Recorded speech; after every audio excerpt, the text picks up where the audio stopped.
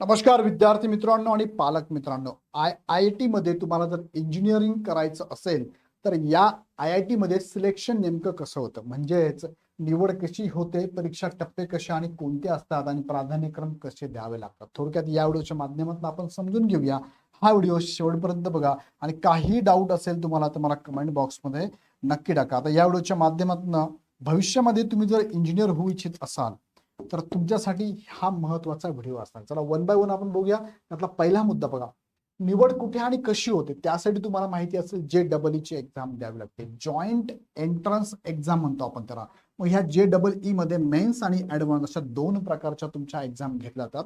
त्यामध्ये काही विद्यार्थी JEE मेन्स देतात, काही विद्यार्थी JEE ऍडव्हान्स देतात, दोघांपैकी एक देतात, कोणी कोणी दोघे देतात. मग नेमकं निवड कशी होते थोडक्यात आपण समजून घेऊया. त्यातला पहिला मुद्दा घेऊया JEE मेन्स.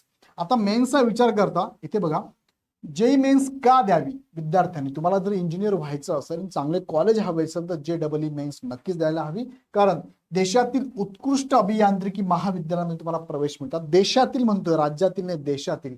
दुसरा, राष्ट्रीय स्तरावरती स्पर्धा तुमची असते. शिष्यवृत्ती व करिअरच्या अधिक संधी आणि IIT कडे जाण्याचा मार्ग हा JEE मेन्स कडनंच आहे. JEE मेन्स दिल्याशिवाय IIT कडे जाता येत नाही. IIT कडे जाण्याची पहिली पायरी म्हणजे JEE मेन्स आहे. आता JEE मेन्स द्वारे प्रवेश कुठे मिळतो बरं.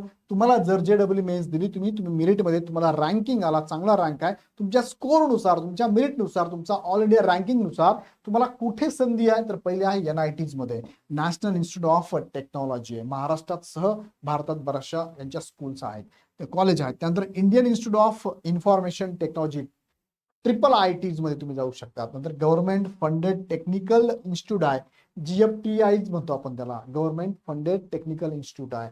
अनेक राज्य आणि खाजगी अभियांत्रिकी महाविद्यालय, महाराष्ट्रामधल्या सुद्धा अशा खाजगी ज्या महाविद्यालय असतील त्यामध्ये सुद्धा तुम्हाला या माध्यमातून ऍडमिशन मिळतं, JEE मेन्सच्या माध्यमातून. JEE ऍडव्हान्स साठी पात्रता होण्यासाठी तुम्हाला ही एक्झाम द्यावी लागते. ही नाही दिली तुम्ही तर JEE ऍडव्हान्स मध्ये तुम्ही जाऊ शकत नाही, म्हणजेच IIT कडे जाऊ शकत नाही, लक्षात घ्या. त्यानंतर पात्रता काय लागते JEE मेन्स देण्यासाठी, तर 12वीला तुमचं फिजिक्स, केमिस्ट्री आणि मॅथमॅटिक्स हे विषय असेल तर तुम्ही JEE मेन्स देऊ शकता. 12वी उत्तीर्ण किंवा शिकत असलेले विद्यार्थी, आता यामध्ये साधारणतः 12वी पास झाल्यानंतर सलग 3 वर्ष JEE मेन्स तुम्हाला देता येते. सलग 3 वर्ष तुम्ही ही एक्झाम देऊ शकता. आता JEE मेन्स जी परीक्षा पद्धती ती कशी असते तर पेपर 1 तुमचा बघा, फिजिक्स असतो 25 प्रश्न, केमिस्ट्री 25 प्रश्न, मॅथमॅटिक्स 25 प्रश्न, एकूण 300 गुणांसाठीची तुमची ही एक्झाम घेतली जाते. परीक्षा किती वेळा होते तर परीक्षा साधारणतः वर्षातून 2 सत्रामध्ये होते, एकदा जानेवारीमध्ये, एकदा एप्रिलमध्ये. आता जानेवारीमध्ये मेन्स असेल तर एप्रिलमध्ये ऍडव्हान्स तुमची असणार आहे. JEE मेन्स स्कोर आणि पर्सेंटेज जर बघितला तर निकाल पर्सेंटेज स्वरूपात दिला जातो. ऑल इंडिया रँक AIR किंवा कॉमन CRL म्हणतो, कॉमन रँक लिस्ट म्हणतो आपण त्याला, तयार केली जाते.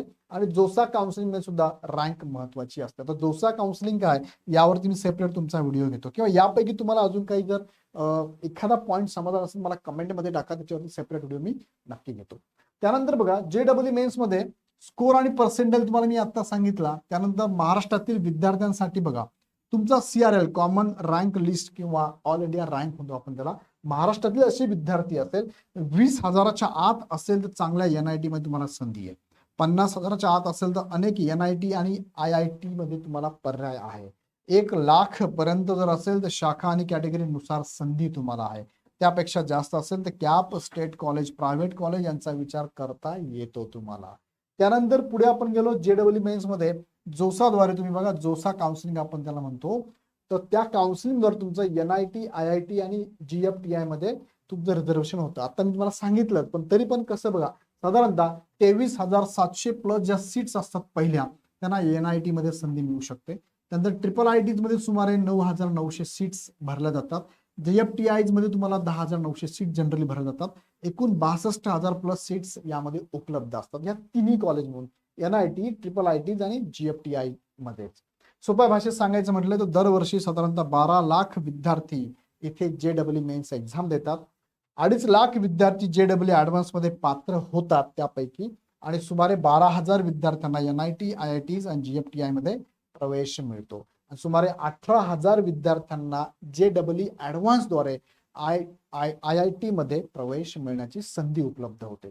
आता बघूया आपण JEE ऍडव्हान्स कशी असते बघा. यासाठी JEE मेन्स तुम्ही दिलेली असावी, त्यामधले टॉपचे 2.5 लाख विद्यार्थ्यांमध्ये तुम्ही जर आलात तर तुम्ही JEE ऍडव्हान्स देऊ शकता. नो डाऊट 12वी तुमचं फिजिक्स केमिस्ट्री मॅथमॅटिक्स असणं गरजेचं आहे. JEE ऍडव्हान्स साठी जास्तीत जास्त 2 वेळा सलग 2 वर्ष तुम्हाला 2दा एक्झाम देता येते. परीक्षा पद्धत जर बघितली JEE ऍडव्हान्स मध्ये तर पेपर 1 3 तास, पेपर 2 3 तास हे दोन्ही पेपर देणे अनिवार्य आहे, ज्यामध्ये फिजिक्स केमिस्ट्री आणि मॅथमॅटिक्स वरती प्रश्न विचारले जातात. पुढे घेऊन जातो. JEE ऍडव्हान्स का कठीण मानले जाते बघा. UPSC जशी भारतामध्ये कठीण आहे त्याच्यापेक्षा कठीण JEE ऍडव्हान्स मानली जाते. कारण पेपर पॅटर्न तुम्ही पुढचा व्हिडिओ मी घेणार तुम्हाला पेपर पॅटर्न कसा असतो, किती मार्कांचे कसे प्रश्न असतात, विषयानुसार किती मार्क असतात, किती प्रश्न असतात, डिटेलमध्ये सांगेल. तुम्हाला हवा असेल मला कमेंटमध्ये हा प्रश्न टाकून ठेवा, याच्यावरती डिटेलमध्ये मी व्हिडिओ घेतो. आता JEE ऍडव्हान्स कठीण मानली का जाते तर यामध्ये बघा संकल्पनांवरती म्हणजे कन्सेप्टवर आधारित प्रश्न आहेत, फार क्रिटिकल कन्सेप्ट असतात. त्यानंतर एकापेक्षा जास्त योग्य उत्तरे असलेले प्रश्न असतात. म्हणजे प्रश्न एक असतो त्याला ऑप्शन जे असतात ना ते एकापेक्षा जास्त आन्सर असू शकतात. तुम्हाला विचार करावा लागतो इथे. त्यानंतर न्यूमेरिकल क्वेश्चन्स यामध्ये फार क्रिटिकल लेवलला विचारले जातात. उच्च दर्जाची समस्या सोडवण्याची क्षमता तपासली जाते. JEE ऍडव्हान्स नंतर प्रवेश कुठे मिळतो तर तुम्हाला बघा Indian institute of technology Bombay IIT मध्ये तुम्हाला ऍडमिशन मिळतं. IIT चे सर्वच कॉलेजला तुम्ही इथे अपेअर होतात. IIT ला जायचं असेल ना तर ऍडव्हान्स द्यावीच लागते. ऍडव्हान्स विद्यार्थीच इथे IIT मध्ये जातो. Indian institute of technology Delhi हे बघा IIT चे हे कॉलेज, मद्रासचं कॉलेज, कानपूरचं, इतर सर्व IITs मध्ये तुमचा प्रवेश तुम्ही घेऊ शकता. आता हा प्रवेश घेताना जोसा काउन्सिलिंग द्वारेच तुमची निवड होते हे पण लक्षात घ्या. त्यानंतर JEE ऍडव्हान्स मध्ये IIT साठी साधारणतः लक्ष काय असावं तुमचं तर टॉप IIT मध्ये तुम्हाला जर जायचं असेल आणि त्यातल्या कम्प्युटर सायन्स मध्ये तुम्हाला जर जायचं असेल, कम्प्युटर सायन्स इंजिनिअरिंगला तुम्हाला जर जायचं असेल तर तुम्हाला JEE ऍडव्हान्स रँक 1 ते 500 असावं लागेल. कारण सगळ्या टॉपरची मागणी असते CSE ची. त्यानंतर टॉप IIT मध्ये इलेक्ट्रॉनिक्स कम्युनिकेशन इंजिनियर मध्ये जायचं असेल तुम्हाला तर 500 ते 2,500 पर्यंत तुमचा रँक असावा लागतो.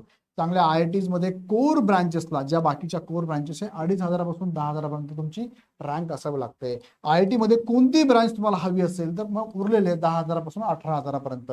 म्हणजे तुम्हाला अंदाज आला असेल की IIT मध्ये 2.5 लाख विद्यार्थी एक्झाम देतात, बरोबर आहे. JEE तुमची JEE मेन्स झाली, इथून तुमचे ऍडव्हान्स होते. ह्या मेन्स मधनं 2.5 लाख विद्यार्थी सिलेक्ट होतात ऍडव्हान्स साठी. आणि ह्या 2.5 लाखांपैकी पहिले जे 18,000 आहे, पहिले 18,000 म्हणा किंवा त्यापैकी 18,000 म्हणा, हे विद्यार्थी जातात, सिलेक्शन होतात IIT मध्ये. बाकीचे उरलेले त्यांना ऑलरेडी ऑप्शन NITचा आहे, IIITचा, GFTIचा पण आहे, ते पण जाऊ शकतात किंवा राज्यातील महत्वाच्या कॉलेजमध्ये पण ते इथे ऍडमिशन घेऊ शकतात. सो IIT मध्ये जायचं असेल तर 3 प्रोसेस सांगितल्या. JEE मेन्स द्यावी लागते, नंतर JEE ऍडव्हान्स मध्ये पात्र व्हावं लागतं आणि त्यामध्ये रँकिंग मध्ये तुम्ही आलात तर पहिले 18,000 मध्ये तुम्हाला इथे ब्रांच मिळू शकते IIT ची. आता JEE ऍडव्हान्स मधून पात्र किती आणि निवड किती तुम्हाला मी आत्ताच सांगितलं. इथे सांगायचं म्हटलं बघा, आता JEE ऍडव्हान्स मध्ये किती विद्यार्थी येतात मेन्स मधनं, मी तुम्हाला आत्ताच सांगितलं मेन्स मधून ऍडव्हान्स साठी 2.5 लाख विद्यार्थी येतात. मग JEE ऍडव्हान्स मधून पात्र किती होतात तर यामधनं बघा यांचं रँक जर आपण बघितला, रँक नुसार 18,000 किंवा 18,000 प्लस थोडेफार प्लस मायनस विद्यार्थी इथे पात्र होते. पात्र किती होतात JEE ऍडव्हान्सला 2.5 लाख पात्र होतात. 2.5 लाख मी तुम्हाला इथे 2.5 लाख पात्र झाली आणि निवड किती जी होती 2.5 लाखांपैकी तर 18,000 उमेदवारांची साधारणतः किंवा 18,000 प्लस. काही वर्षात दरवर्षी IIT कॉलेज वाढत चाललेली आहे. सो 18,000 जवळपास तुम्ही पकडू शकता, 18,000च्या आसपास विद्यार्थ्यांची निवड इथे होऊ शकते. आता पुढचा मुद्दा इथे लक्षात घ्या.